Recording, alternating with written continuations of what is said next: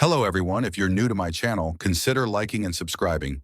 It will make me feel wonderful if you do that. Thanks. By the way, I also have another Naruto and Luffy fanfiction channel.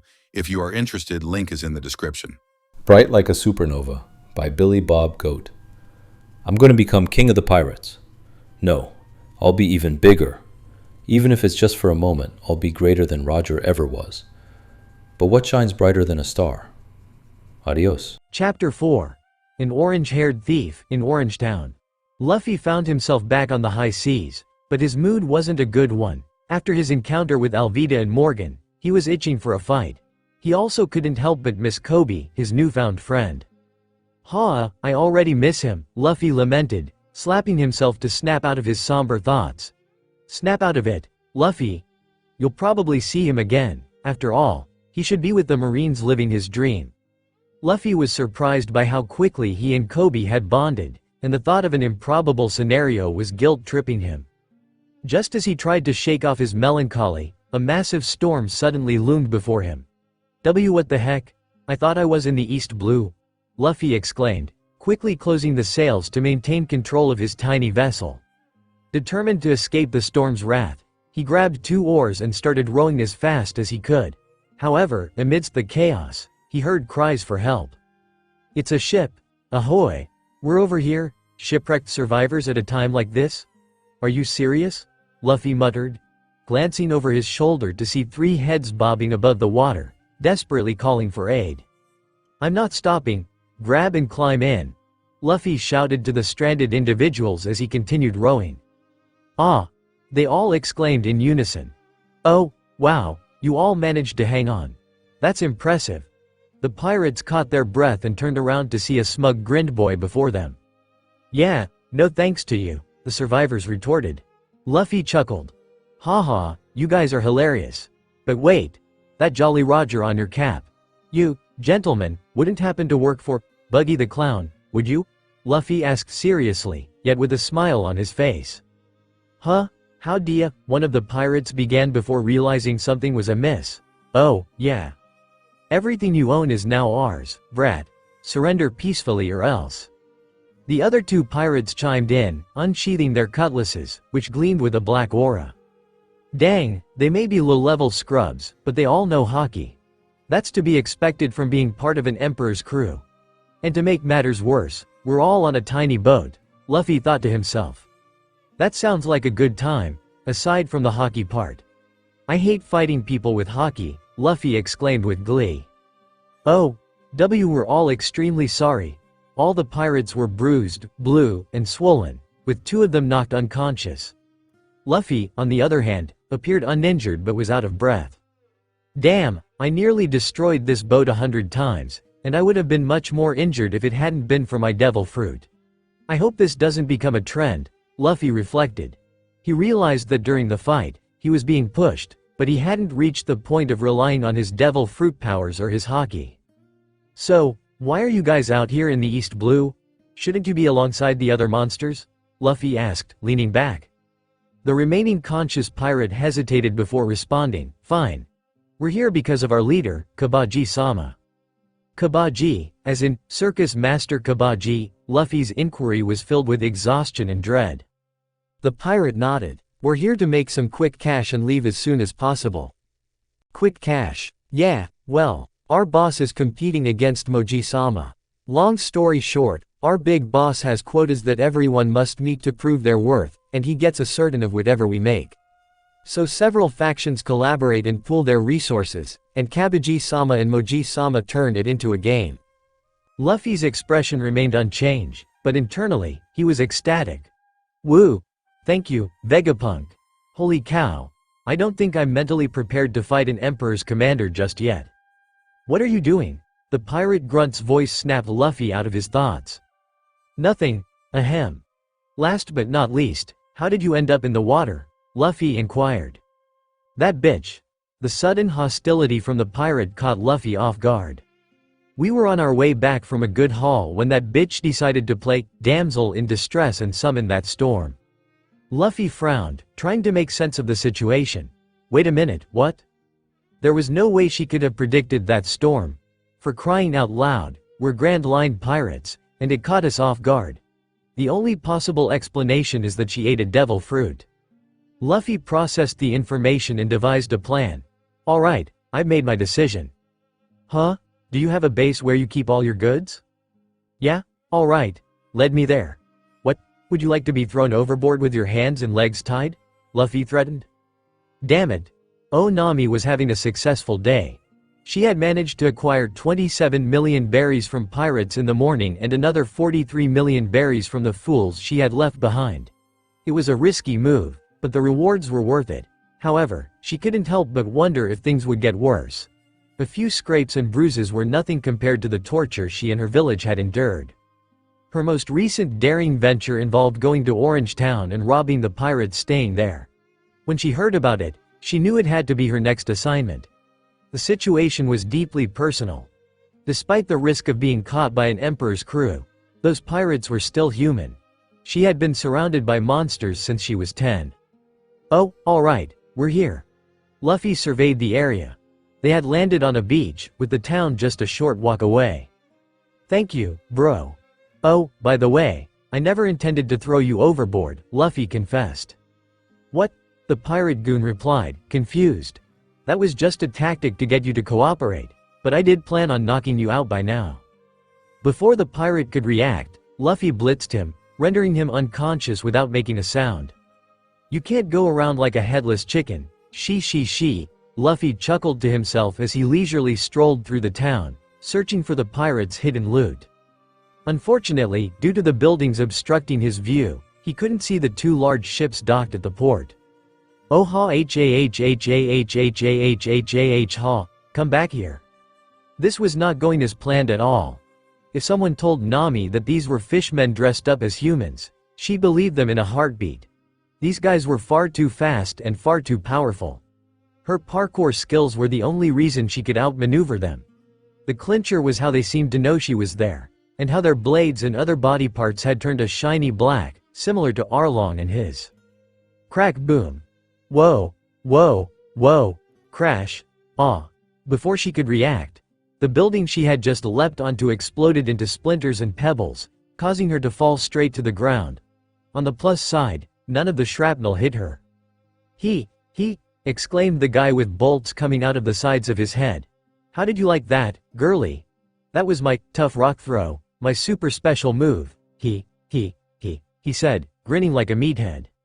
What the hell is that? Nami muttered to herself on the ground. I thought that was a cannonball. That was muscle for brains throwing a rock? Damn you, Captain, she sighed. I know you're a total beast, but it still blows my mind every time I see you in action, said the man in the checkered bandana. For real? But there's something even better to look at right in front of us, added the man in the yellow plaid shirt. All the men looked at Nami as if she were a piece of meat and began walking toward her. No, please, she closed her eyes. Hiei. Everyone turned to look at the source of the noise. It was a boy about 100 meters away, dressed in a red shirt, blue pants, and a straw hat. What the hell does this kid want? The bandana-wearing pirate spoke up but was cut off by a knee firmly planted in his face, sending him flying back into a building and creating a sizable crater on impact. B-Budge. B-Budge. Both of the other guys yelled out in alarm. Nami, on the other hand, could barely make out his silhouette, and the boy was already past her before she could react. She didn't even respond until the two pirates yelled out their comrade's name. So, what did she do? She kept doing what she had been doing for the previous 8 years of her life. B-Boss. You came to my aid, she had lied. I'll step aside so you can get rid of these guys. She then stood up and fled. Huh, boss? Me? Luffy could only muster. Hey, come back here. Ignore her, Captain. Her boss was right in front of us. He should be very valuable because he took Butch down so easily. Yeah, you're right. As they approached Luffy, you could almost see the berry signs in their eyes. Really, is this happening again? At the very least, they'll be easier to deal with this time? The two pirates charged at him, their hockey-coated swords swinging down on Luffy. Luffy caught the blades and melted them, burning the goon's hands in the process. Arg. Fuck. They both recoiled in pain, clutching their blistered hands. Damn it, Captain, he's a devil fruit user, way ahead of you. Luffy coated his fists in haki and leapt toward the attackers at breakneck speed, shattering the ground as he did so. Don't underestimate me. Luffy lit his hand on fire and slashed at Frank and the other pirate. They braced themselves with haki, expecting a blow that never came. Ha! Was that supposed to do? They lowered their guard, and that's when it hit them. Luffy had executed a delayed attack, meant to lower both of their guards and catch them off guard, knocking both lackeys out. I'm sorry, you were saying?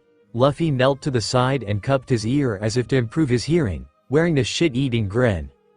Arg, son of a bitch. Luffy was interrupted by the guy the other two called Captain, who looked like he'd gotten up from a bad hangover. He struggled to get himself off his back. Luffy walked over, tossed his slipper off, and planted his foot firmly in the captain's face, shoving it back into the ground. For what's about to happen to you, I'd suggest coating your entire body in haki. The captain coated himself almost instantaneously. Kaboom! Luffy created an explosion originating from the base of his foot, the same foot that was placed on Frank's face. Needless to say, Frank wouldn't be waking up anytime soon. Luffy didn't make it out unscathed either. Cough cough, damn nearly killed me just then. Note to self. Even smaller, controlled explosions can cause oxygen deprivation if close enough. How did I just now realize that? Luffy said under his breath. Wow, you're pretty tough, aren't you? Especially with that fire of yours? I wouldn't want to be on the receiving end of that. Luffy raised his eyes to the voice he had just heard. He noticed a girl with ginger hair and strange clothing standing there. She was dressed in a sleeveless V-neck with 3 stripes across her torso, 2 around her collar, and 2 at the base of her sleeves. She wore a skirt with 2 circles on each side as she moved down, but underneath that skirt, she wore ripped uneven jeans that didn't even reach her ankles. One leg wore white and orange striped leggings, while the other wore thick leather boots. But it was the axe strapped to the back of her waist that drew his attention. An axe with a long piece of chain attached to the end of the handle and a long cutting edge. Not to mention the scars she didn't bother to conceal. Who are you? My name is Nami. I specialize in a variety of areas of expertise, including robbing pirates blind. Would you like to collaborate with me? Pirate robbing? Yes, that's correct. I steal pirate treasure. If we worked together, we could make a fortune. I don't want to team up with you. Nami was taken aback by the directness of the response. The sound of Luffy's feet walking away jolted her out of her stupor. Hey, wait a second. Oh, what in the world is this? Kabaji's ears perked up as a tremendous explosion echoed in the distance.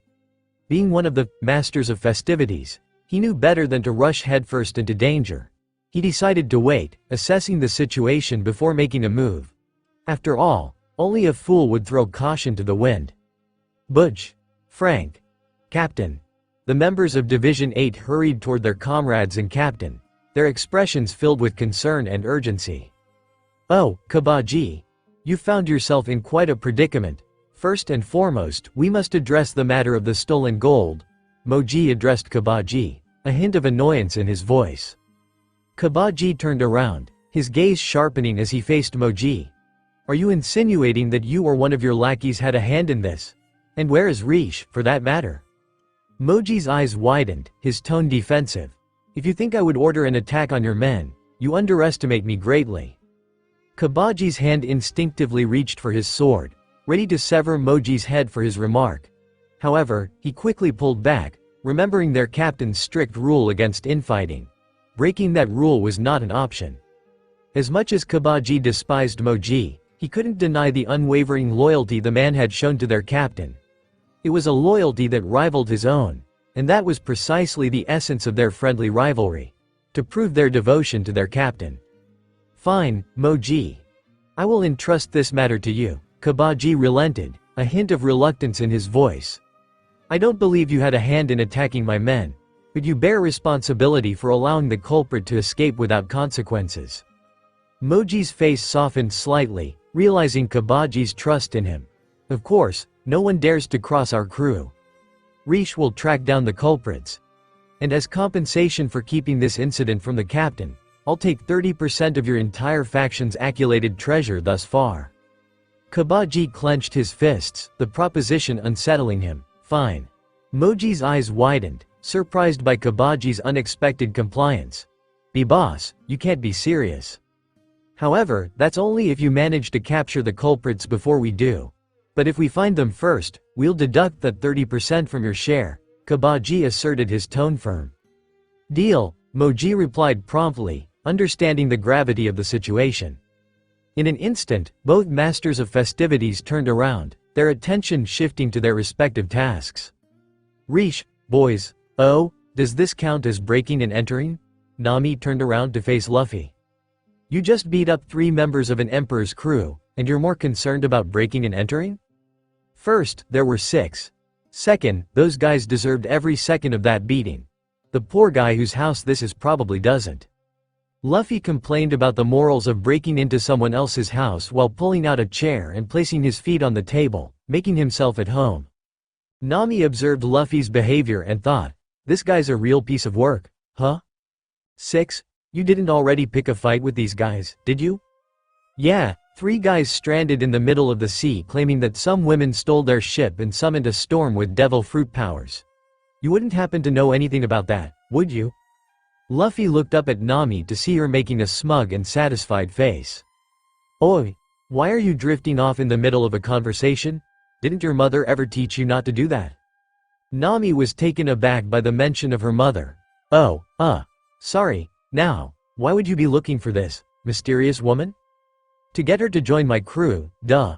Crew? Wait, you're not a pirate, are you? Luffy adopted a smug and contented expression, tinged with haughtiness. He then jumped on the table and crossed his arms. You're right on the money. You're looking at the future pirate. Punch crash pow. No way in hell am I joining your crew. Nami leapt onto the table and punched Luffy square in the face, knocking him to the ground. Luffy lay on the ground with a broken and bleeding nose. How did you do that? Are you super hit so hard? Don't be surprised, or your stupidity will show, you damn. No, wait. How did you manage to injure me? Nothing should ever be able to harm me. Luffy had bragged to Kobe the other day about how his body had fused with Gomu, Lonsdaleite, and Lugerite, making him invulnerable. His devil fruit should have absorbed the force of that hit as well. How did this girl land such a solid blow? Meanwhile, Nami was simply perplexed. Luffy didn't sound like some arrogant, egotistical pirate whose worldview had been shattered. Instead, he sounded genuinely shocked and curious. Well, I'm not sure what you're talking about, but it just felt like I was punching a regular dude to me. Wait, why am I being so apologetic? This kid's a pirate. Okay. Luffy stood back up and snapped his nose back into place. His hand began to glow blue, and 2 blue ethereal snakes leapt from his palm and into his face. What the? He then removed his hand, revealing the snake engulfing his broken nose with a bright flame. This time the normal colors of flame, circling it. Luffy's nose was completely healed within moments. Nami stood there with her jaw on the floor, witnessing this display of pyrokinesis. Was that your devil fruit power? I thought you made explosions? Huh? No, my abilities aren't that dull. I ate the pyro fruit. I can generate and manipulate all types of heat at will, and I can disassemble and reassemble anything I touch. No way, that can't be true. You just used fire to heal yourself, but fire doesn't heal. It burns instead. And what does that even mean, and how does it relate to pyro stuff? Luffy pinched the bridge of his nose. Not this again, he muttered under his breath. Okay, I understand your confusion, but let me clarify something. I stated that I can generate and manipulate all types of heat. What you're picturing is fire. While fire and heat have many similarities, they are not the same. Luffy noticed Nami was lost in thought when he looked at her. Alright, here are some examples. Does that mean you can control lightning or create mirages? Luffy's thoughts were interrupted by Nami's remark. But he wasn't angry, instead, he was ecstatic. He was relieved that he didn't have to explain his abilities for the millionth time. He was crying. Oh, I'm sorry, I didn't mean to. Did it have that much significance for you? No, don't take it the wrong way. I'm just glad you understood what I was saying. Luffy wiped the tears from his eyes and continued, however, I still don't get it. How did you heal your nose with just heat? Nami inquired. Well, this is where it gets a bit technical. Luffy's face sagged due to embarrassment. When someone is injured, their cells divide and multiply to heal and close the wound. My actions speed up cell division and metabolism. This method can heal muscles, skin layers, nerves, nerve endings, and even organs. Just now, in terms of nerves, I also controlled the signals in my body and brain so that I wouldn't experience pain. A very excited Luffy turned towards Nami. His excitement quickly dwindled when he saw her expression, or rather the lack of it. Nami was completely expressionless, her hand on her chin. Ah, sorry, I went on a whole rant. What I'm saying is, you can use your flames to boost the natural human regenerative process. And the reason you could control those signals is that they are simply electricity, which you can control. Luffy was once again caught off guard and starstruck. And I'm guessing the reason you snapped your nose back into place is the same reason people use splints for broken noses or casts for broken bones. If they aren't lined up properly, they'll heal in the wrong position. Ah, Luffy had only known this girl for 10 to 15 minutes, but in that time, she showed more understanding than his siblings, grandpa, or anyone else back at home. Marineford and his dad were the exceptions, but he didn't really like it there, and he only talks to his dad once a year. So by Luffy's logic, they don't count. That's the general idea, right? Huh? Luffy took both of Nami's hands, clasping them between his own, before kneeling and looking up at Nami. Please join my crew. No way, let go of my hands. You're perfect for my crew. You not only have a strong devil fruit, but you actually understand what I'm saying, and you don't make fun of me for being a nerd.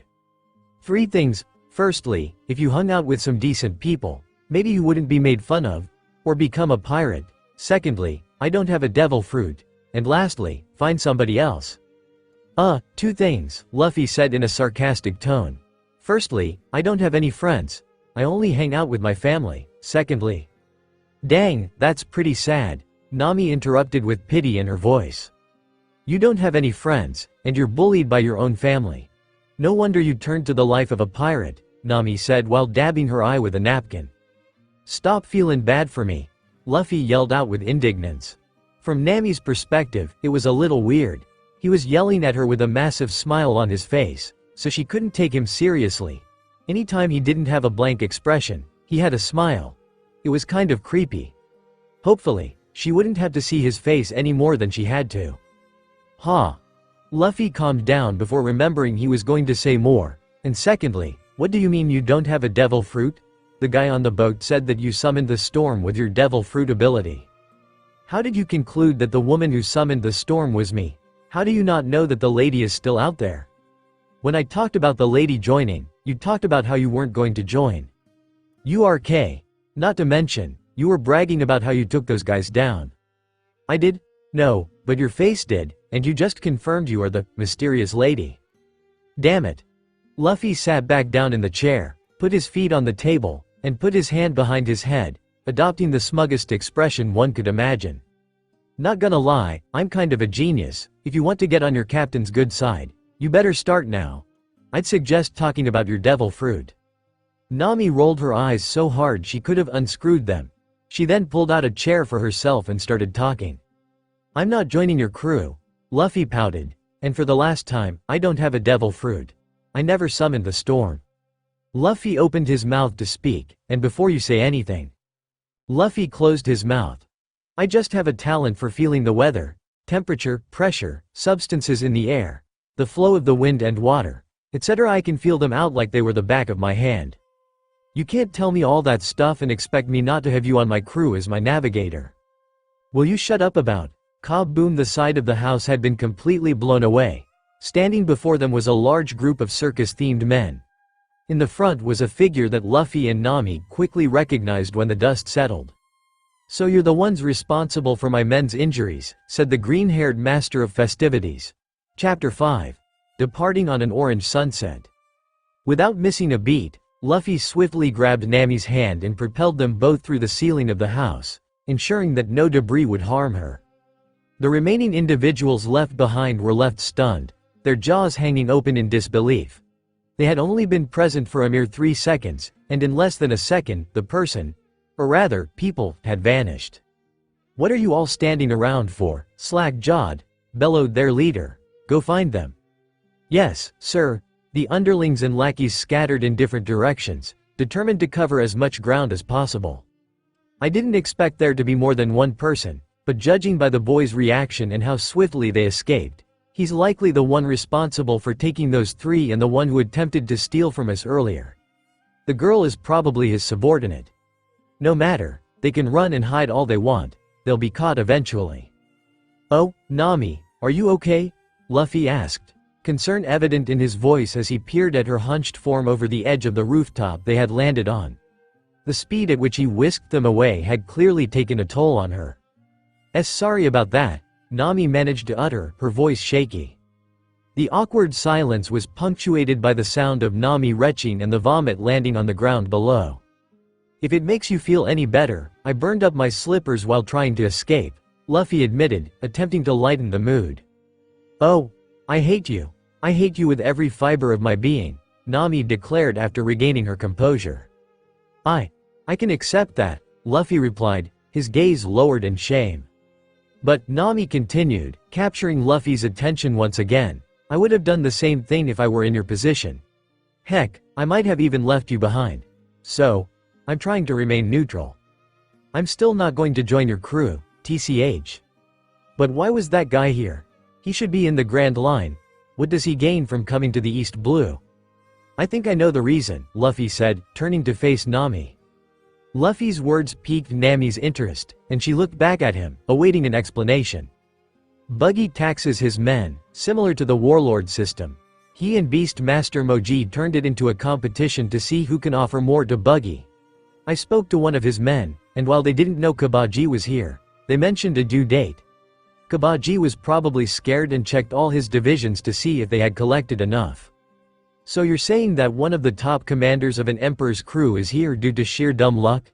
Nami summarized, a mix of disbelief and frustration coloring his words. While that's not exactly what I meant, it seems you hit the nail on the head, Luffy admitted, the weight of the situation sinking in. $** and hash carrot. Luffy possessed extraordinary hearing, his senses surpassing those of an average person. He could even discern lies simply by smelling someone. However, Nami's tirade left him utterly clueless.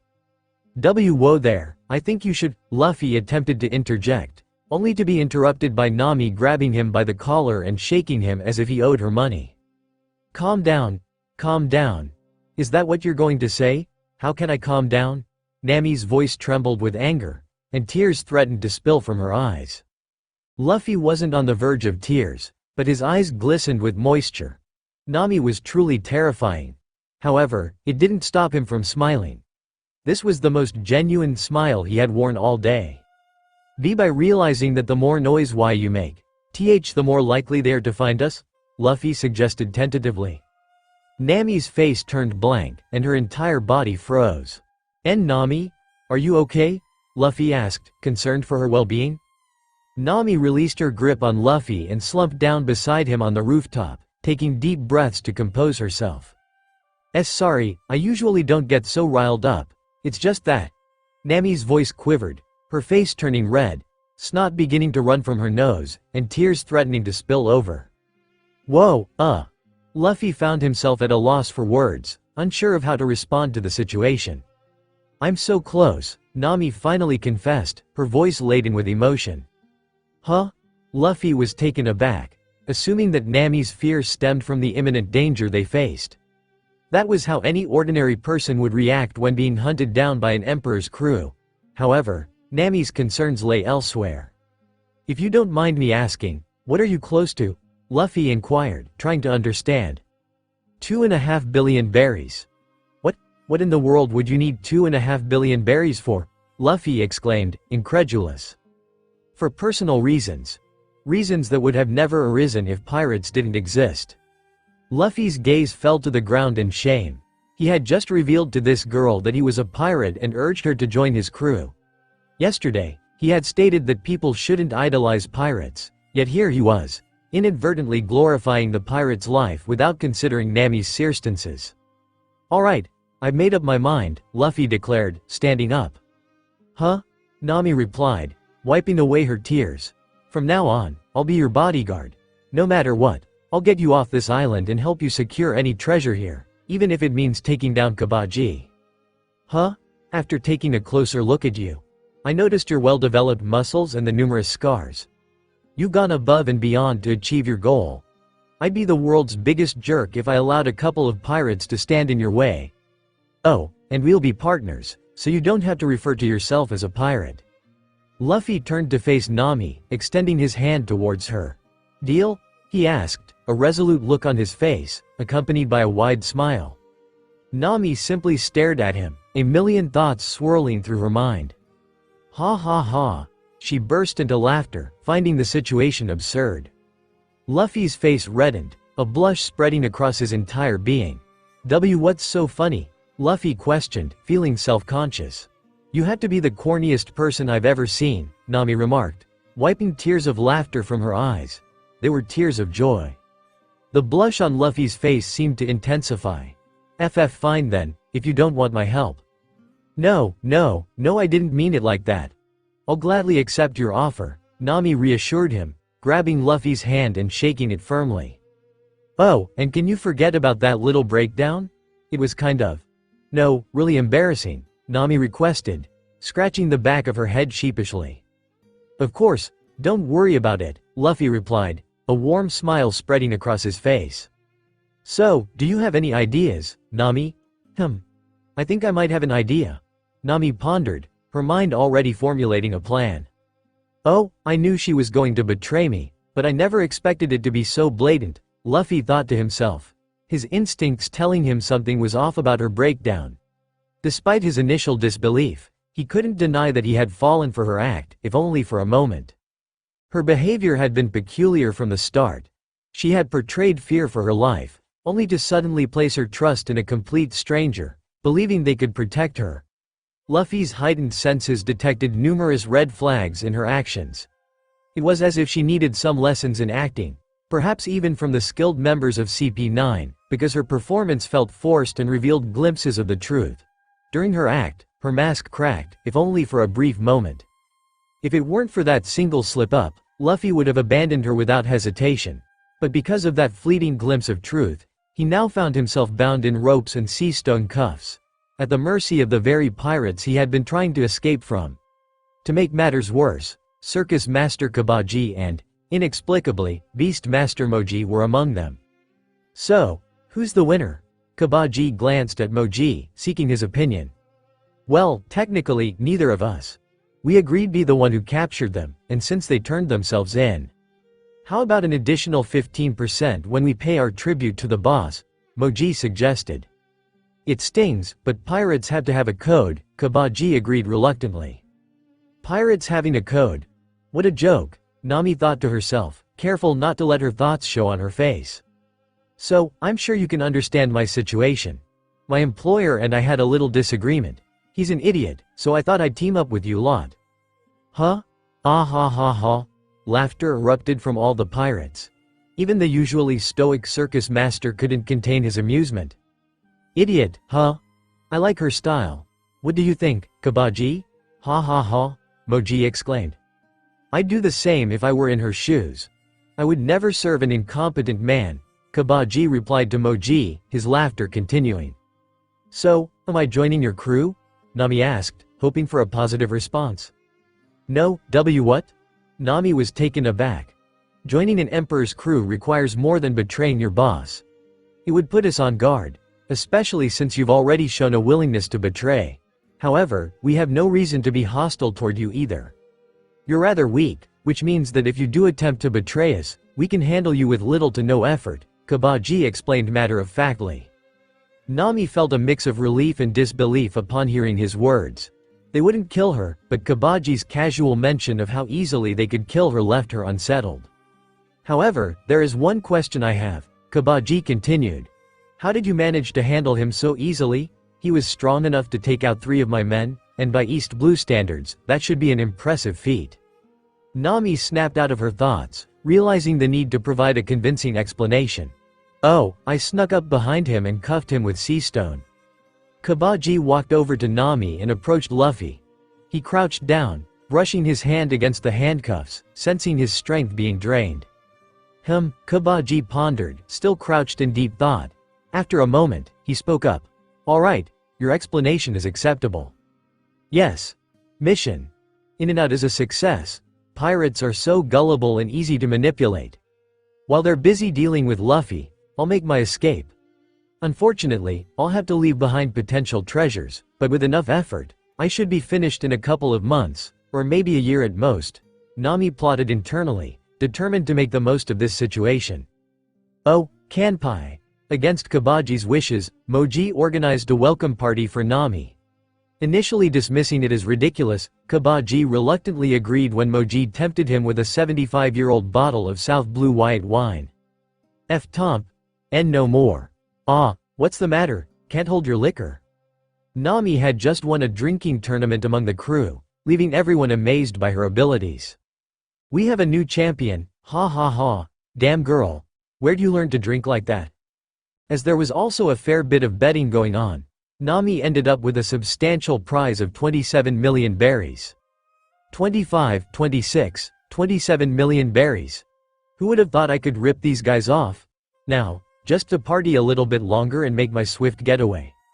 After counting her bills, Nami approached the cage where Luffy was held, only to find him devouring sausages, Cornish hens, red meat dumplings, king crab legs, and grilled mochi sticks. What? How did you get that? Did someone give you some food? I grabbed them. Nami was taken aback by the bluntness and absurdity of his answer. What? You heard me. I grabbed them. And no, I mean, how did you? In an instant, Luffy vacuumed up all the food in front of him, leaving no trace. Nami was left utterly confused. How did you do that? Why did you? Ha ha ha ha ha ha ha ha ha. You picked the wrong partner, little thief. Nami turned around to see a slightly intoxicated Moji walking toward them. Did he know he was heading over here? Partner? She's not my partner? Heh, not your partner anymore, eh? Can't blame you, she did betray you after all. Moji leaned down to meet Luffy eye to eye. The punishment for crossing an emperor's crew is severe. I talked it over with Kabaji, and we've decided what your fate shall be. Are you gonna let me go? Yes, we're going to let you go, of course. We're not going to let you go, are you daft? Moji turned around to address the rest of the crew. Men, load the hermit ball. Yar, aye. Hooray! Kabaji watched from the sidelines, reclining on a pool chair and sipping on his wine, observing the chaos unfold. Hermit ball ready. Boss man, very well, now, for a demonstration of power. The crew loaded a cannon with the hermit ball, pointing it towards a row of houses. Boom. Ah. Nami was left speechless at the destruction caused. The cannon obliterated everything in its path, extending like a cone, causing even more damage. The blast went beyond the town, destroying a portion of the neighboring forest and carving out the earth. Yahi! The men cheered in awe of the spectacle. Ha ha ha, speechless. Ha Nami, don't worry, that was just a smaller one. We're only trying to have fun. That was a smaller one, now it's your turn, girly. Prove your loyalty by blowing your former boss into chunks of meat with this cannon. Show us you're ruthless enough to join an emperor's crew. Kill your former boss. Nami looked at Moji in shock and then glanced at Luffy, who remained expressionless. You want me to? Kill him? That's okay. Commander, I don't need to do that. Hey, let's just drink some more instead. Let's forget about that loser. Do it, Moji said with a grin. Nami couldn't move. Yeah. Do it now, blow him to pieces. Nami couldn't think straight. Blast him, blow him apart, do it. Nami couldn't breathe. Blow him to pieces. Nami, Moji called out. Stop stalling and light the cannon. Nami couldn't bring herself to kill Luffy. What's the matter? Your hands are shaking. Huh? Nami looked up from the ground towards Luffy. In that moment, the entire world ceased to exist. She couldn't hear the cries of the pirates, she couldn't feel the rising bloodlust from behind, she had even forgotten her promise to. Right now, it was only her and Luffy. That's what you get for going against pirates unprepared. What Luffy said snapped her out of her trance and reminded her of the cruelty of the world. Unprepared? Do you mean not being prepared to kill somebody like it's nothing? Is that what it means to be prepared to be a pirate? No, it means being prepared to put your life on the line for what you believe in, Luffy said with a determined smile. This snapped Nami out of her panicked state. For the first time in a good minute or two, Nami could think. And think she did, about what Luffy just said. Tisk, this is taking too long, one of the pirates said, stepping forward and snatching the fuse, lighting a match. Were ya playing hook or did ya not know how to light? But the pirate was cut off when a flail knocked his head to the ground, leaving him more angry than hurt. Everyone, including the pirate himself, was taken aback. Crap, what did I just do? Nami thought to herself. Traitor, and after we graciously welcomed you to our crew. Oh, so you are saving me. She, Luffy said with a big dumb grin. Get over yourself. I just got carried away, that's all. I just don't want to be a murdering son of a bitch like all of you. Nami took a few steps back from the approaching mob. You pirates took someone dear to me, I'll never become like you. There it is, Luffy thought. The truth I saw peeking through the mask. You fucking bitch. The pirate that Nami had hit was cut off, not by Nami, but by Luffy stretching his leg out, knocking him out cold this time. What the fuck, was everyone's general reaction. How did he do that? Did Kabaji lie about it being sea stone? Ran through Moji's head. Those were 100% genuine sea stone. How could he? Kabaji was unable to finish his thoughts as Luffy interrupted them. Caged torrent. Luffy unleashed a flurry of kicks that the pirates couldn't see, resulting in them getting hit all over. Only Kabaji and Moji managed to dodge. Nami ducked to avoid getting hit, though the feet weren't going to hit her in the first place. Ha! Not so tough now, are you? One pirate taunted, only to be interrupted by a cannon blast. Boom, Nami called out, Luffy. He's gotta be dead, the two masters of festives thought. Cough cough from the ashes and smoke, a Vantablack silhouette emerged. Only its eyes were visible, its hands bound behind its back, and what looked like a straw hat resting on its head. Just in the nick of time, Luffy whispered. Luffy, still coated in Vantablack, grabbed the back of Nami's shirt with his teeth and jumped away. I'm gonna fucking kill that orange-haired bimbo and straw hat brat, Kabaji shouted with pure animosity. No, Moji calmly responded. What? I will, Moji said with a voice restraining his red-hot rage. I should have killed them both instead of indulging in my desires. I'll only kill the girl, though. Buggy will surely be interested in a boy who is immune to the effects of sea stone. Fine.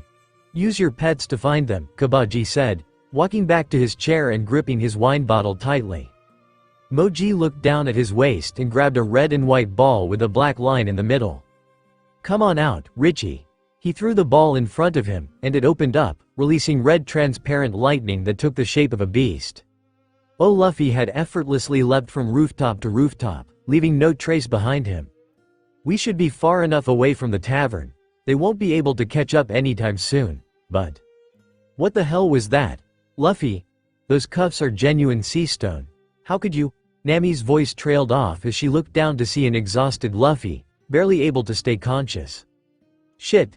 Hey, Luffy, stay with me, Nami exclaimed, slapping his face lightly. Ha, ha. Stop slapping me. Nami stopped and backed away, giving him some breathing room. Do you have the key? Luffy asked, his voice weak. Yes. Let me just. Got it, Nami replied, making her way toward Luffy to unlock the cuffs. But before she could reach him, a white dog covered in bandages and scars appeared out of nowhere and started barking at them. Startled, Nami dropped the keys. Ha! It's just a dog, Nami. Are you scared of dogs or something? Luffy chuckled between gasps for air. Shut up, Nami retorted, trying to regain her composure. Suddenly, the dog swallowed the key in one gulp, leaving everyone stunned. Ah! Spit that out right now, you damn mutt. That ain't food. Luffy screeched, stretching his arms as if to strangle the poor dog. Yip, yip, hey, you darn whippersnappers, don't you pick on poor, ol Cho-Cho, a voice interrupted. Huh? Who are you, old-timer? Luffy paused his assault on Cho-Cho.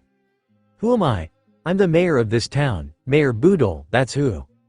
Both Luffy and Nami explained the situation to Mayor Boodle, recounting how they met, what happened at the tavern, and now Cho-Cho swallowing the key to the seastone cuffs. I see.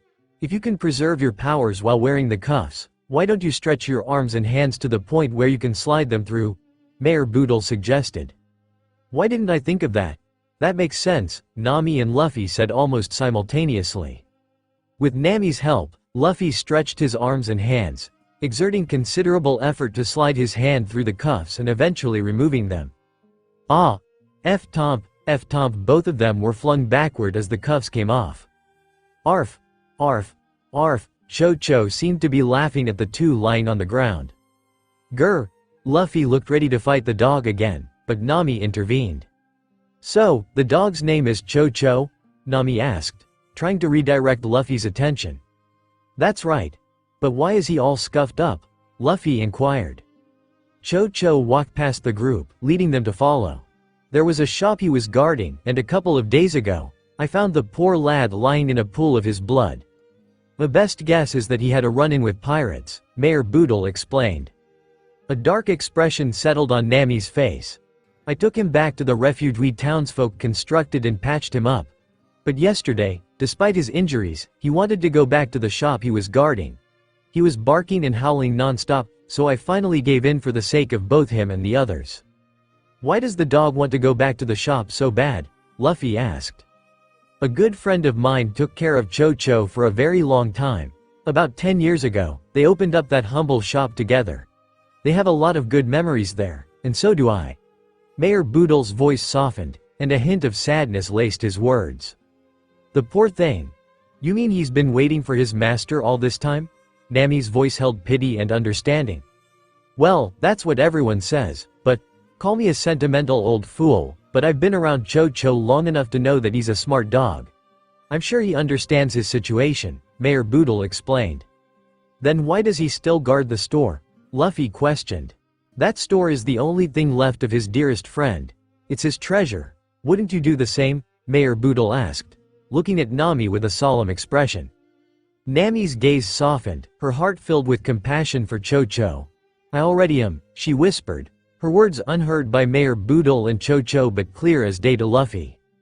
Ruar, crash boom. What was that monstrous noise? Mayor Boodle exclaimed. Crap, it must be Moji, Nami replied. Amidst the panic, Cho-Cho dashed forward, running as if his life depended on it. Where's Cho-Cho going? Luffy questioned. That sound came from the direction of the store. Realizing the danger, all three of them ran after Cho-Cho, fearing for the dog's safety. Luffy used his flames to propel himself, managing to catch up to Cho-Cho and carrying the dog the rest of the way. But when they arrived, nothing remained except a single building engulfed in raging flames. What the? Luffy muttered, his eyes wide. Nami and Mayor Boodle stood beside him, taking in the same sight of devastation.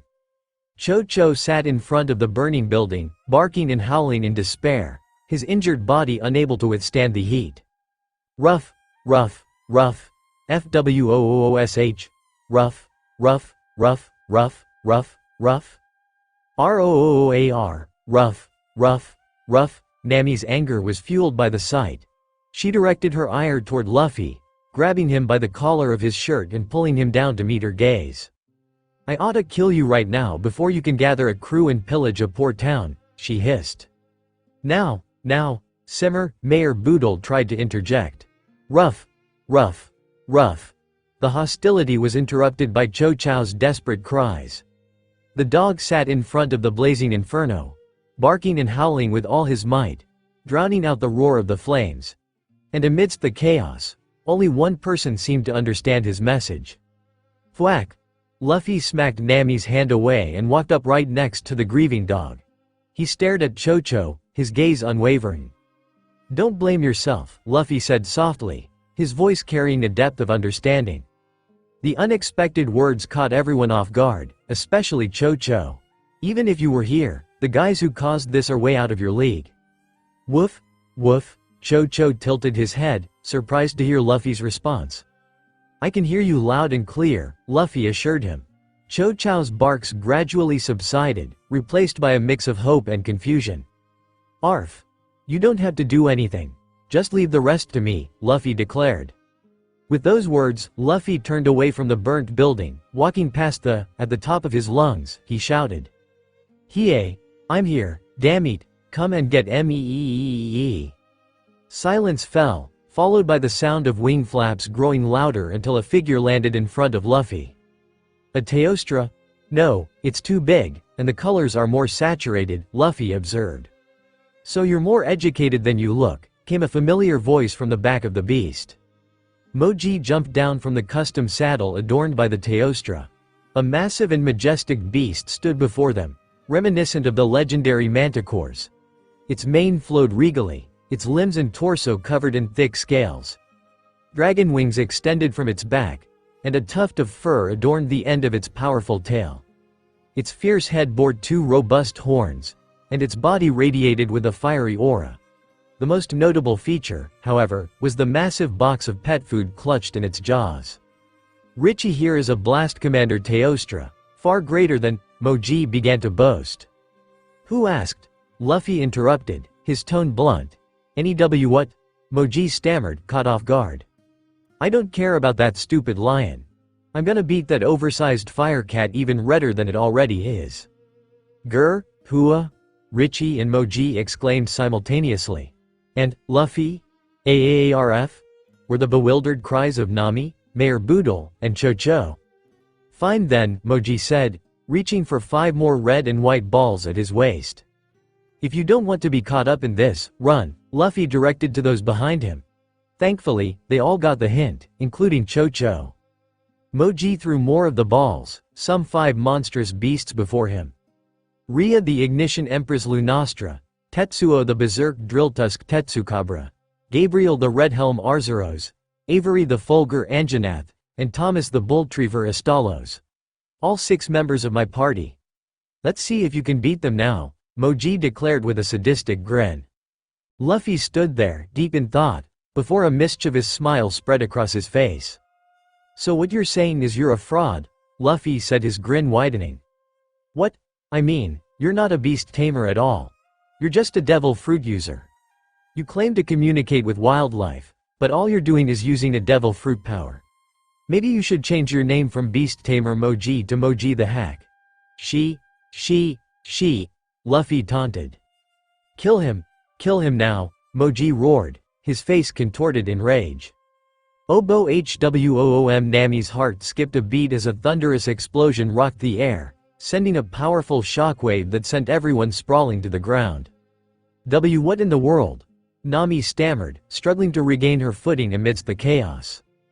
GRAANHSHNRAAHNHNHNHNRAOHBWARAAHHHH beastly roars filled the air, causing Nami to pause and reflect on her life.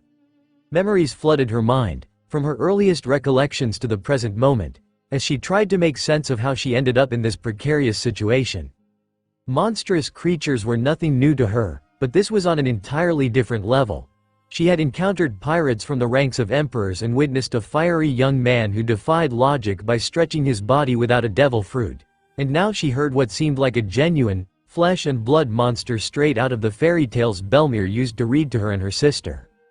Countless questions raced through her mind. How was the fireboy able to stretch with his handcuffs on? What was the origin of those haunting cries that filled the air? And the most pressing question that consumed her thoughts was, could Luffy possibly defeat this monstrosity? As the others scrambled to their feet, Mayor Boodle and Cho-Cho ready to flee once more, their attention turned to Nami, who had unexpectedly reversed her course and was now running back toward the escalating conflict. "Hey, girlie! What are you doing?" Mayor Boodle shouted in disbelief. "Arf! Arf!" Cho-Cho barked as if trying to warn her of the impending danger. Both Mayor Boodle and Cho-Cho watched with wide eyes as Nami dashed toward the chaos, determination etched across her face. Nami rushed back, only to find the buildings reduced to rubble and the ground pulverized. In the midst of the chaos stood Luffy, engaged in a fierce battle against a giant lightning insect, a lightning T-Rex, a monstrous bear, and a giant frog with an imposing underbite. "You call this a challenge?" Luffy's voice boomed. "Gron!" The T-Rex lunged, attempting to sink its jaws into Luffy. Swiftly, he slid beneath the attack, delivering a powerful kick to the beast's head and causing an explosive impact. "I ain't even fired up yet. What in the world?" Nami muttered, astonished by the spectacle unfolding before her. She watched the battle rage on, but her attention was diverted when she noticed Moji and the manticore from earlier. To her surprise, there was now another blue manticore alongside them. All three observed the conflict from a distance. Shinra NHNHNH. Nami's gaze shifted back to the action, where the insect dragon had conjured a beam sword from the crest of its head. And if that wasn't enough, the previously defeated T-Rex had risen once more, radiating a massive amount of energy that the insect dragon was absorbing. The insect dragon blitzed toward Luffy, sinking its teeth into his torso. What the? Nami couldn't comprehend the incredible speed at which the bug had moved. It seemed to teleport before her eyes. You're not the only one who can absorb energy," Luffy exclaimed. He forcefully pried the insect's jaws apart, pushing it back, and then charged at the creature, unleashing a massive explosion. "Ha! How'd you like, K-Smash?" A colossal boulder hurtled toward Luffy, aimed to crush him, but it shattered into pieces upon impact. Luffy's attention shifted to his new opponent. It was Tetsuo, who had flung the boulder using its massive jaws. Luffy's feet burst into flames as he propelled himself toward the giant frog. The frog attempted to evade but was too slow. With its vulnerable belly exposed, Luffy delivered a devastating kick, sending the beast flying a considerable distance away. Luffy was about to make a snarky comment, but he abruptly shut his mouth and assumed an athletic stance. Just then, Arzuros and Anajan charged at Luffy from both sides, moving at impossible speeds for creatures of their size. As they closed in on Luffy, the young boy held his breath, an unexpected action that caught Nami off guard. Suddenly, a massive torrent of flames engulfed both Luffy and the monsters. When the fire subsided, only the charred bodies of the T-Rex and the bear remained, while Luffy stood unscathed. "Ha! What now, hack? Are you going to fight me yourself? Or are you going to make those two kittens fight for you?" Luffy taunted Moji, the animal tamer. Without uttering a word, Moji held up two open red and white balls in each hand, and the previously conscious beasts were absorbed into them. "Damn, you're annoying. But I haven't been sitting on the sidelines for nothing," Moji grumbled. Richie and Rhea dashed toward Luffy. Though not as fast as Astalos, they moved at a speed that blurred their figures momentarily. Luffy swiftly assumed an athletic stance once more, anticipating an attack that never came. The two mythical beasts charged at Luffy but instead circled around him at incredible speeds. They took flight, continuing to circle Luffy, causing embers to fall from their bodies. Using their wings, they concentrated the embers around Luffy. "What's the matter, Straw Hat? Scared to death at the sight of your impending doom?" "Ha, ha, ha," Moji jeered. Luffy knew the manticores were preparing for a powerful attack, but he couldn't take his eyes off the synchronized movements of the two creatures. Every move one made complemented the actions of the other. Then, simultaneously, both monsters ignited the embers surrounding Luffy, resulting in a devastating explosion. "Luffy!" Nami called out. Moji seized the opportunity and fired his pistol at Luffy's expected position. That boy should have been left vulnerable, Moji thought to himself. He may be able to create flames, but he isn't immune to the lack of oxygen if he held his breath to create the explosion that took out Avery and Gabriel. As the smoke cleared, Moji got his answer. Luffy stood, untouched, not a hair out of place. The only difference was that his entire body, including his clothes and straw hat, was covered in vantablack. "I'm such an idiot. I can't believe I forgot about that weird hockey you have," Moji facepalmed. "Oh well, it won't change the outcome of this battle." Richie and Rhea leapt toward Luffy, readying their slashing motions to cut him to pieces. But it was Luffy who made a swift slashing motion, sending a blade of fire toward them. However, upon contact, the flame blade dissipated instantly. In a split second, Luffy leapt backward, narrowly avoiding the dual attackers. "It's no use. Richie and Rhea have thick hides lined with fire-resistant hairs. Your attacks are useless." Moji laughed sadistically. "Hey, huh? Moji was caught off guard by Luffy's snicker. "Don't assume I can only create." Luffy stretched his arms, wrapping them around the bodies of Rhea and Richie. Fire! KRRRZZT. In that moment, Luffy produced an immense surge of electricity, enough to power New York City for 2 weeks. While not sufficient for long-term use in the city, it was more than enough to fry the Blast Commander and Ignition Empress, returning them to the red and white balls. How? I could tell, Luffy smirked. Huh. During the battle, at a certain point, you began watching me like a hawk. From that moment on, I held back a bit to avoid revealing my full strength. But it seems I didn't need to use my entire bag of tricks after all. She, Luffy chuckled. Grr, Moji seethed with fury. This unknown boy had waltzed in and defeated his entire party, claiming he had held back, and now he was taunting him. I kill you, my oof. Moji's words were cut short as Luffy delivered a powerful punch to his stomach, rendering him unconscious before he could use his haki. I can also tell that you rely on your pets and haki due to your untrained physique, Luffy remarked, towering over the defeated beast tamer. Nami cautiously emerged from the building, meeting Luffy eye to eye in the open space. You knew I was there the entire time, didn't you? She asked, unable to hide her surprise. Luffy scratched the back of his head. Yeah, I did. But even if I called out to you, you probably wouldn't have come out, right? She, he chuckled playfully. Nami broke eye contact, her gaze shifting to the ground. She couldn't shake off the guilt of not being able to help. She knew she stood no chance against those formidable opponents, but still, she felt responsible. Hey, woof, woof. The elderly man and his dog seemed to have heart attacks at the sight of the demolished town. An entire block lay in ruins. Mayor Boodle's expression transformed from fury to contemplation as he prepared to speak. He then restrained himself, taking a moment to gather his thoughts. With a calm demeanor, he finally addressed Luffy. If you were fighting anyone else and caused this much damage, so help me God, I would have your head on a stick. Arf, TCH, not you too, Cho-Cho, Luffy exclaimed, shaking his head in mock disappointment. Wait, hold on a minute, Nami interrupted, eager to ask her questions. Everyone paused, turning their attention to Nami. There are so many things I need to ask you. First of all, you can talk to animals? Well, I'm not really talking to them. I can understand what they're saying, Luffy replied. Nami facepalmed in exasperation. You say that as if everyone else can too. Can all animals communicate intelligibly? Luffy pondered for a moment before responding.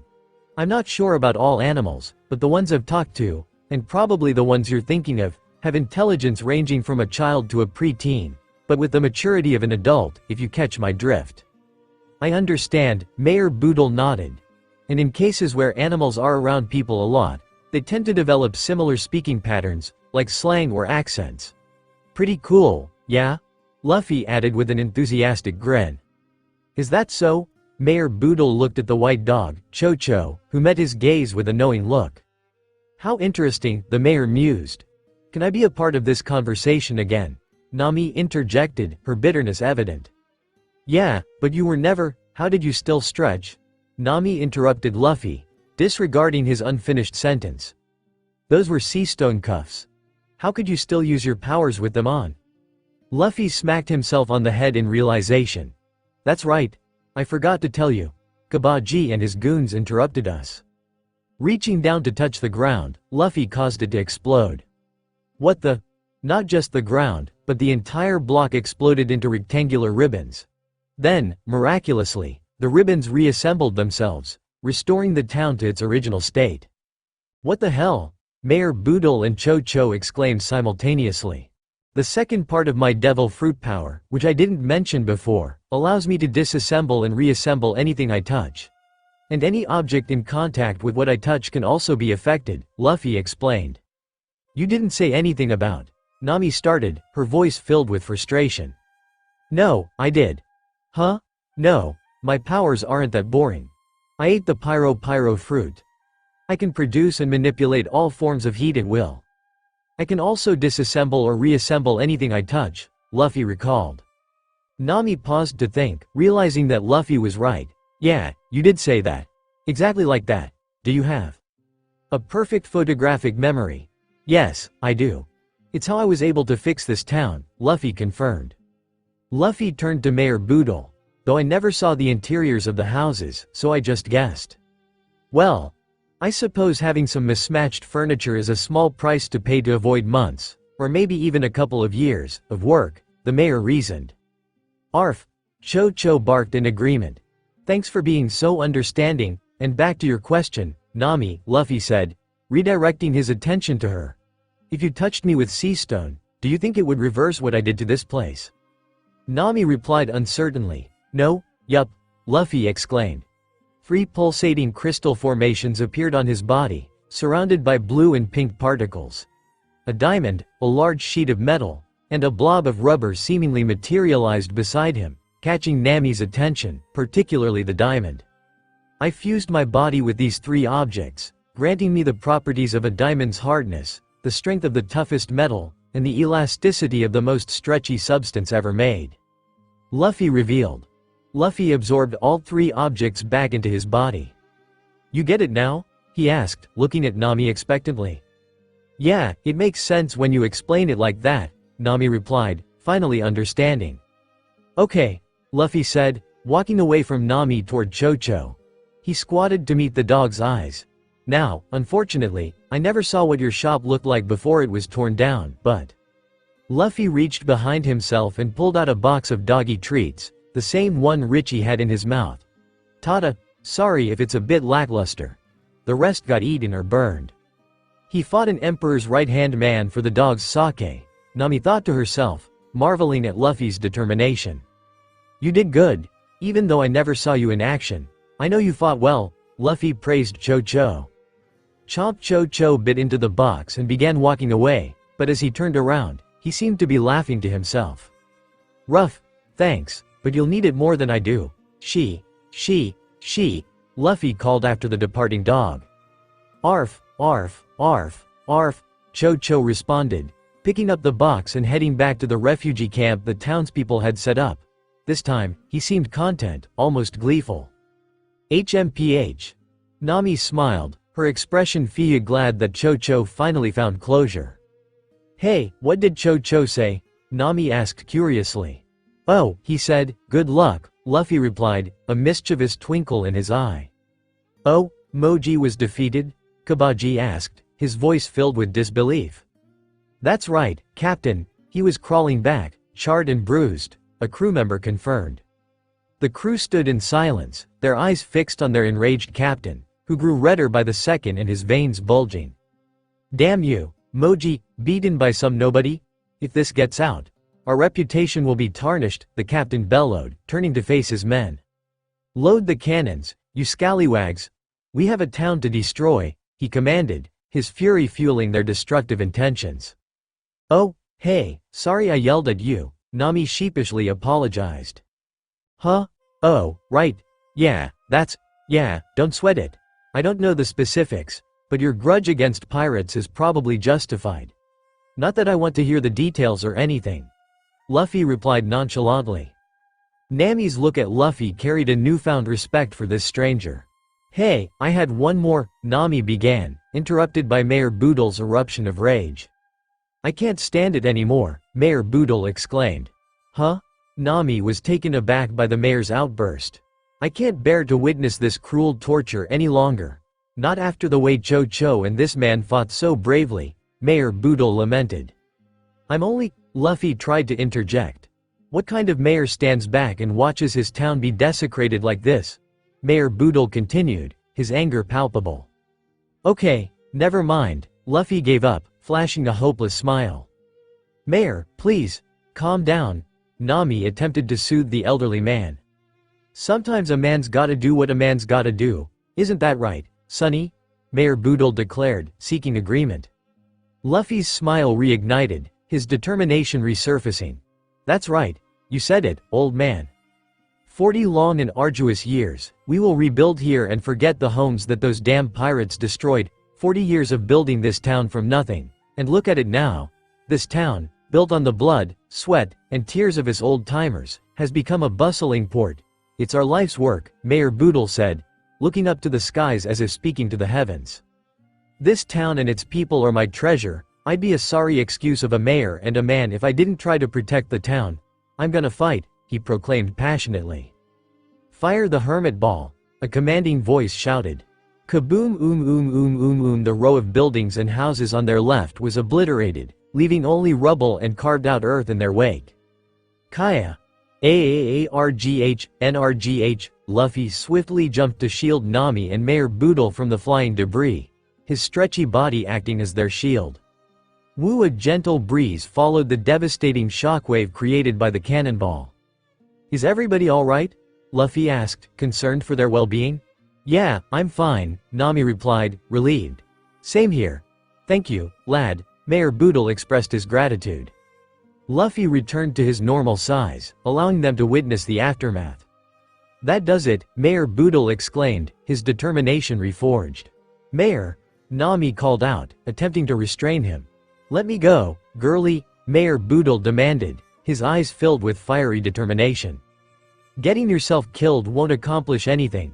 You're being reckless, Nami pleaded, trying to reason with him. I know I'm being reckless, the mayor retorted with tears in his eyes, causing Nami to release her grip. The mayor? He was crying, Nami remarked, surprised by the display of emotion. Haha. Didn't look that way to me. Oh man, things are finally getting fun, Luffy said with excitement. This isn't a laughing matter, Nami scolded Luffy. Don't worry, I like that old man. I won't let him get himself killed. Besides, everything is a laughing matter, Luffy replied with childlike glee. You're crazy. How can you stand there as if there's no weight to what's happening? What do you even get out of this, anyway? Nami questioned, exasperated. A good time, Luffy answered simply. What? Nami was taken aback by his response. Did he find enjoyment in fighting? Did he consider the situation amusing? Or, why don't you join forces with me? I'm not that interested in gold or money. You can have it all. Isn't that what you wanted? Luffy offered, initially attempting to recruit her. Nami hesitated, considering his proposition. I won't become a pirate, she declared firmly. Let's just say we'll join forces, working together toward a common goal. It was the truth, and his offer was undeniably tempting. Oh, Kabaji, come out, you sorry excuse for a human being. A voice echoed through the air, causing Kabaji to stroll over to the ledge, curious to see who had called him out. Who dares? Kabaji questioned, his voice dripping with coldness. As he reached the edge, Kabaji locked eyes with a monkey-faced figure. State your name and the mental illness that drove you to make a fool of yourself, Kabaji retorted, his tone disdainful. I'm the mayor of this town, Mayor Boodle. I've been in charge of this place since you were pillaging nurseries and terrorizing your nannies. I'm here to kick you out, you damn freeloader. The pirates burst into fits of laughter, doubling over in pain as their laughter consumed them. Does this old coot think he can beat our captain? Ha, ha, ha. This is rich. One pirate managed to say through his laughter. Kabaji's thoughts raced as he contemplated the situation. Kick me out? If we're bothering you so much, why don't you just move away? It's just a small town. Shut up, you damn sea pup. I don't expect a pirate to understand my feelings, Mayor Boodle retorted, his frustration evident. And I don't expect some senile, dementia-rotting, addled old man to understand my feelings either, Kabaji shot back, his words laced with contempt. Mayor Boodle opened his mouth to retaliate, but before he could, Kabaji swiftly drew a Colt single-action army from his vest, aiming it directly at the man. He then reached down to grab something else. Kabaji instinctively ducked, narrowly evading a raging fireball that obliterated the crew members standing behind him. Straw Hat, Kabaji uttered, the disdain dripping from his voice as he recognized the culprit. Both Nami and Luffy caught up in the commotion. Luffy strolled casually towards them, as if it were just another day, while Nami appeared on edge. I'm here to clobber you until I see little birdies fly around your head. She, Luffy declared with a mischievous smirk. You must be a pervert to come back after being handcuffed and locked in a cage, Kabaji retorted, taunting Luffy. Hey, Luffy, have your fun fighting but try not to wreak havoc on this place. The treasure might get caught up in your brawl too. Nami scolded Luffy. Yeah, whatever you say, Luffy replied dismissively. Young whippersnappers, Mayor Boodle muttered under his breath, emboldened by their actions. Luffy and Nami shifted their attention to the mayor, who made a move toward Luffy, attempting to knock him out. "It's my town, and I'll protect it, so don't enter." Whack. FWUMP. In one swift motion, Luffy evaded the attack and delivered a powerful kick to Mayor Boodle's chin, knocking him out effortlessly. "Mayor?" Nami called out in surprise. "Huh?" Kabaji muttered, struggling to make sense of the situation. "Whose side are you on? Why did you attack the mayor?" Nami exclaimed, her confusion evident. "He trying to knock me out first, and he was in the way. He could have gotten himself hurt," Luffy explained casually as he cracked his knuckles. "Hey, Circus Emo. Are you coming down to fight? Or are you going to stay up there like the coward you are?" "Hua. Luffy, you," Nami began, but she quickly ducked away, seeking cover. "Hermit Ball, you piece of shit. Fire. Fire. Fre. Kaboom! Luffy swiftly sucked in all the air around him, inflating him as a giant ball.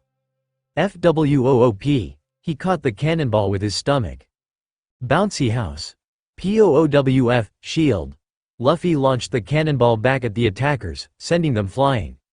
"Now that should even the odds," Luffy declared confidently. "What the hell were you thinking? Not even telling me what you were planning," Nami scolded Luffy, shaking him as if he owed her money. "You've got some nerve." Kabaji seethed, emerging from the smoke and holding his men up as meat shields. "This is the most disgrace I've experienced since I joined this crew. I'm so furious, I can barely form a sentence."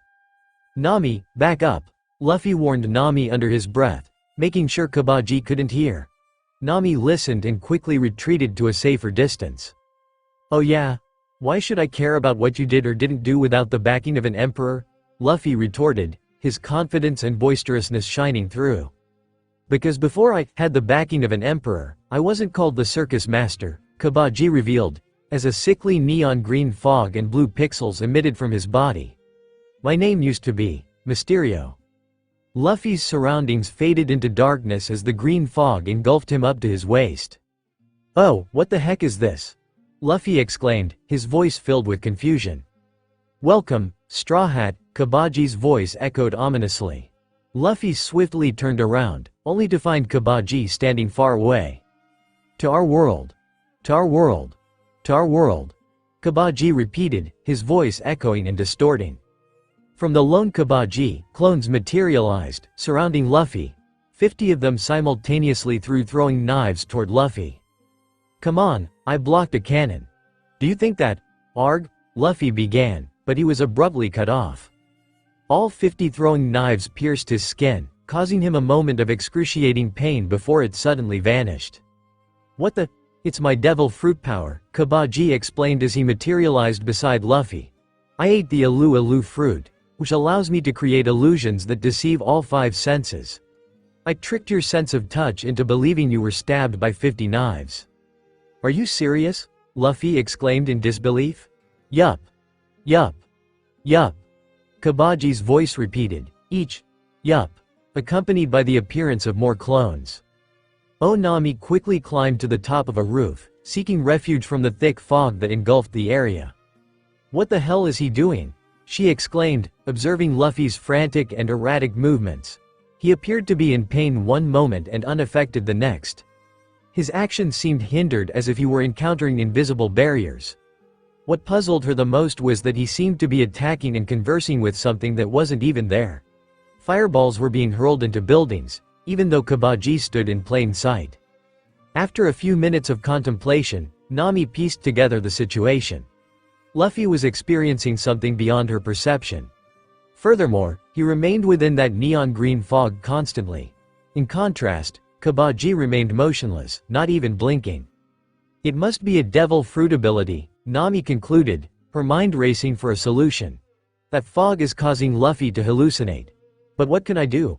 It's not like I have." A sudden realization struck Nami.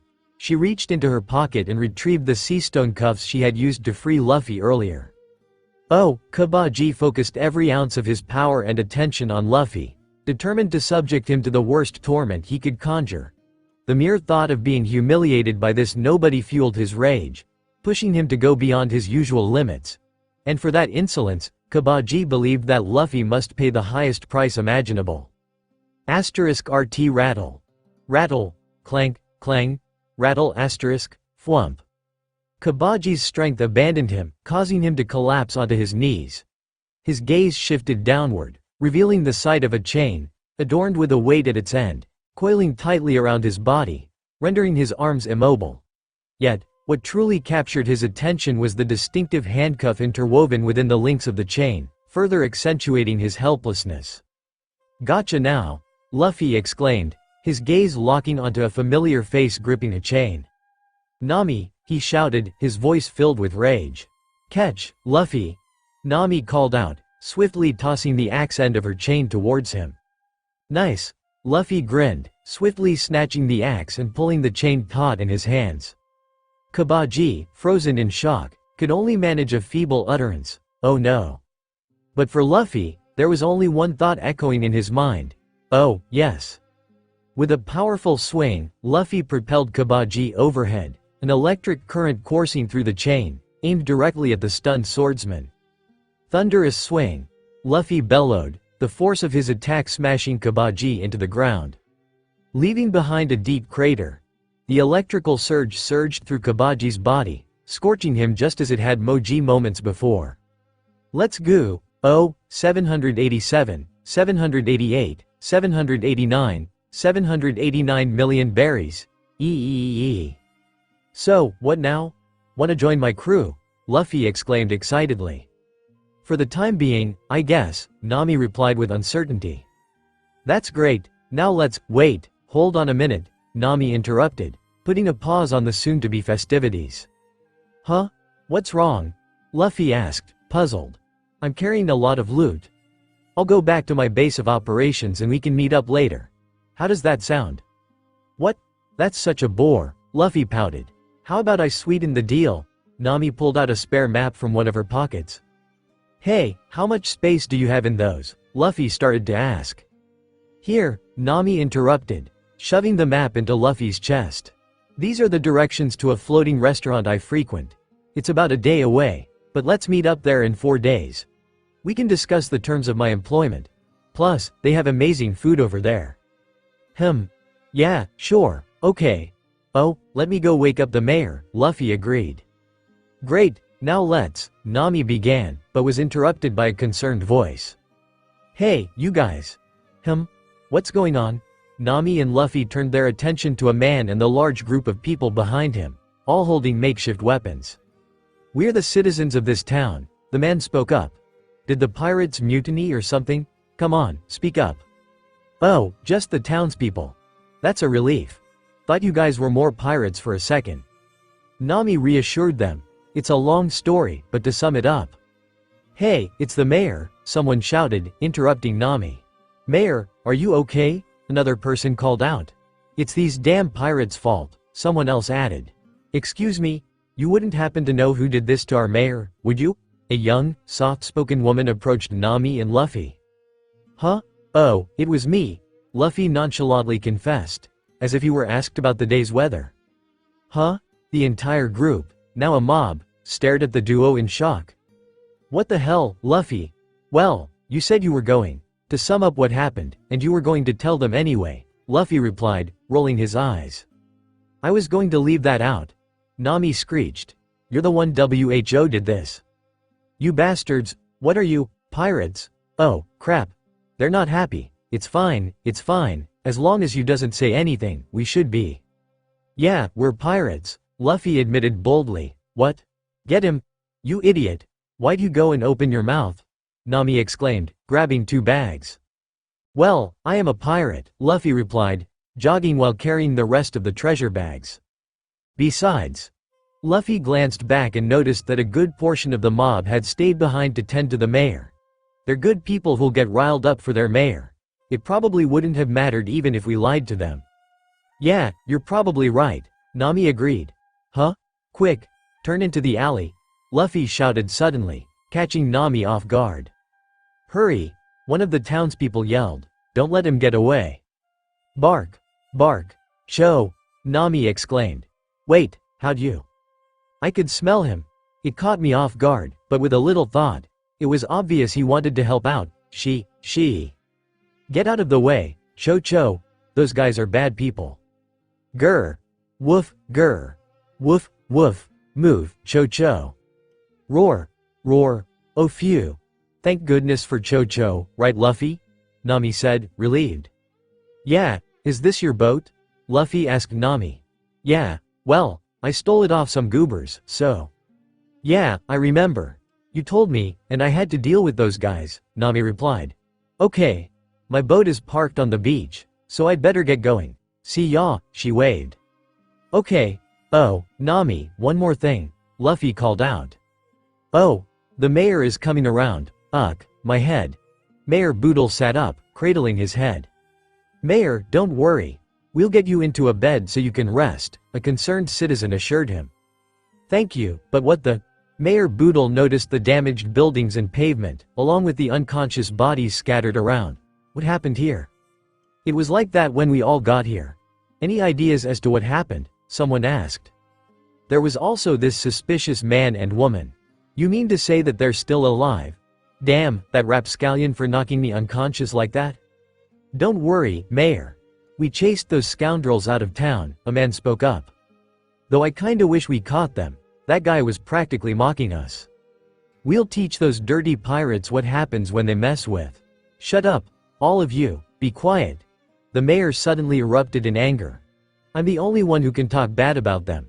Don't even think anything insulting about them. Mayor? Why are you sticking up for them? Someone asked, bewildered. Darn him. Does he think he can just walk away without hearing from me? Where'd they go? Mayor Boodle demanded. The docks, sir. Why'd you tell him, Jerry? Quick, after him, the mayor ran, stripping himself of the heavy armor he wore, and sprinting faster than any of the townspeople had ever seen him run. The nerve of this brat.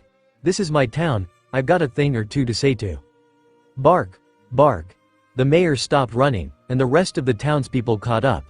Cho Cho had caught their attention, but what surprised them were the 5 humongous bags Cho Cho was sitting in front of, munching down on a doggy treat. Oh, Luffy scratched his head sheepishly. Well, I had an extra doggy treat in my pocket that must have fallen out from the box, so I just used that. Besides, these people need the money to rebuild their homes, don't you agree? Nami's frustration grew. Then stay here and help them fix it. Luffy hesitated, contemplating the situation. But what about the interiors? Suddenly, a voice called out to them, interrupting their argument. It was the mayor, standing with Cho Cho and the rest of the town behind him. I have something important to say to you both, the mayor declared. Luffy and Nami turned their attention to him, curious about what he had to say. I was a desperate man. Moji and Kabaji would have made mincemeat out of me, and yet I'm still alive, and my town was saved. All thanks to you. The mayor spoke with tears in his eyes. Thank you for everything. I'll ensure that our future generations know of your heroic deeds for years to come. Luffy grinned and shrugged. She, don't sweat it, old man. Oh, Luffy had set sail and decided to head straight to the floating restaurant. After all, he had nothing better to do. He consulted his map for directions and noticed the name of the restaurant. The Bharati? Huh. Oh, that's the renowned fighting restaurant? She. I hope they're cool with me sticking around for 3 days.